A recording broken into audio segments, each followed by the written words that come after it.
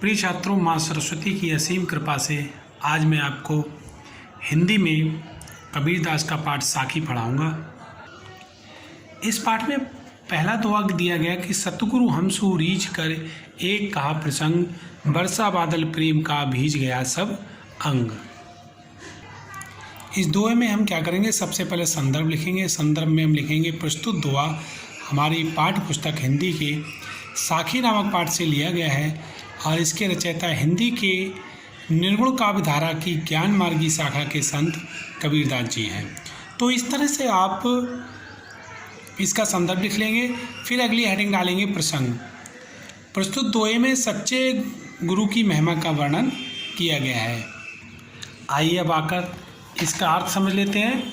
इसमें अर्थ दिया गया है कि सतगुरु हमसु रीझ कर एक कहा प्रसंग, बरसा बादल प्रेम का भीज गया सब अंग। सतगुरु माने अच्छे सच्चे गुरु ने, हमसु रीझ कर हम पर प्रसन्न होकर एक कहा प्रसंग और हमसे प्रसन्न होकर के ऐसा ज्ञान रूपी उपदेश दिया, यानी ऐसा प्रसंग कहा, ऐसा ज्ञान रूपी उपदेश दिया जिससे बरसा बादल प्रेम का भीज गया सब अंग, कि भक्त रूपी बादलों की ऐसी बरसात हुई जिससे कि मेरा तन मन भीग गया और मुझे अनुपम शीलता प्राप्त हुई।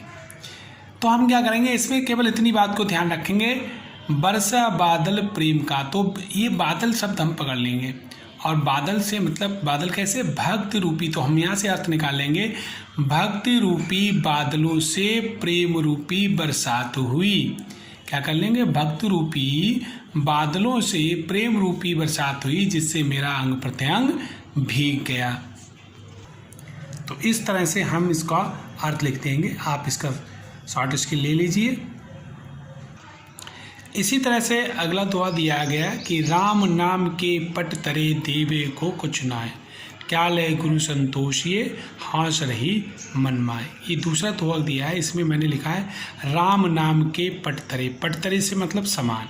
अब आप यहीं से इसका अर्थ निकाल लेंगे, राम नाम के समान कुछ नहीं है, यानी राम नाम के समान इस संसार में कुछ नहीं है।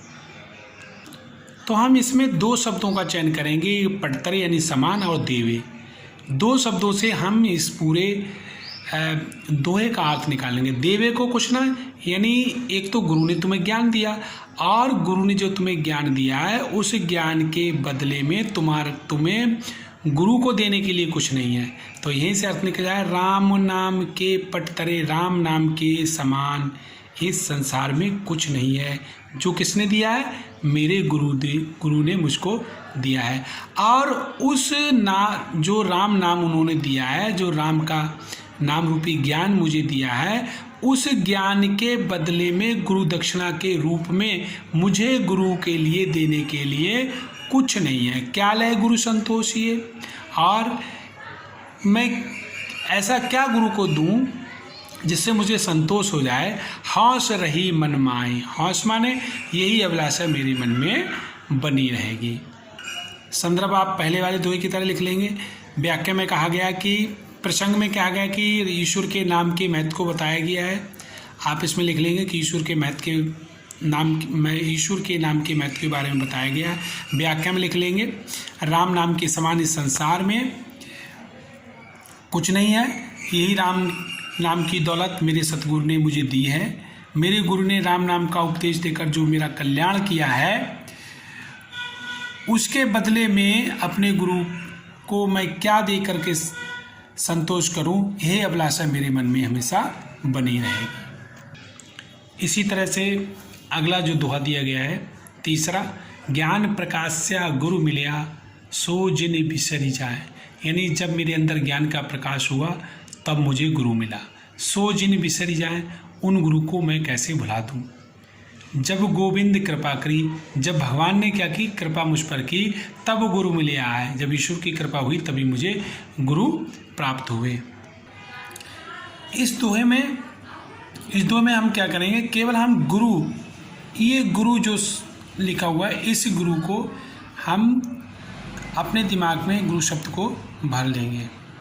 यानी कहा गया है कि ज्ञान प्रकाशा गुरु मिला, यानी जो हमें सच्चे गुरु थे वो प्राप्त हुए और सच्चे गुरु की प्राप्त होने पर हमारे अंदर काय का प्रकाश हो गया, ज्ञान का प्रकाश हो गया। यानी गुरु से अर्थ निकालेंगे कि सच्चे गुरु की प्राप्ति होने पर मेरे अंदर काय का प्रकाश हुआ, ज्ञान का प्रकाश हो गया। सो जिन्हें विसरी जाए, कहीं ऐसा ना हो कि वो गुरु मेरे हृदय से क्या हो, विस्मृत ना हो जाए। विस्मृत ना हो जाए यानी भुलाए ना जाए, भूल ना जाऊं मैं उन गुरु को, ये बताया गया है। कहीं ऐसा ना हो कि वो गुरु मेरे हृदय से विस्मृत ना हो जाए, क्योंकि जब गोविंद कृपा करी, जब किसने कृपा करी, क्योंकि जब भगवान ने मुझ पर कृपा की तो मुझे ऐसे सच्चे गुरु मिले। यानी ऐसे सच्चे गुरु मुझे भगवान की कृपा से ही प्राप्त मिले, तब गुरु मिले आए। यानी जब मुझे भगवान की कृपा हुई तब मुझे गुरु प्राप्त हुए। तो इस तरह से ये हुआ। और काव्यगत विशेषताएं लिखने के लिए आपको क्या करना है, ये जो दोहा है, ये जो 3 काव्यगत विशेषताएं मैंने लिखी, दोहा छंद, भाषा सदुक्री, रस शांत, तो ये तीनों आप जो हैं तीनों दोहों में लिख सकते हैं। इस तरह आज की वीडियो में मैंने आपको ये 3 दोहे पढ़ा दिए। आगे के दोहे अगली वीडियो में पढ़ाऊंगा। जय हिंद, जय भारत।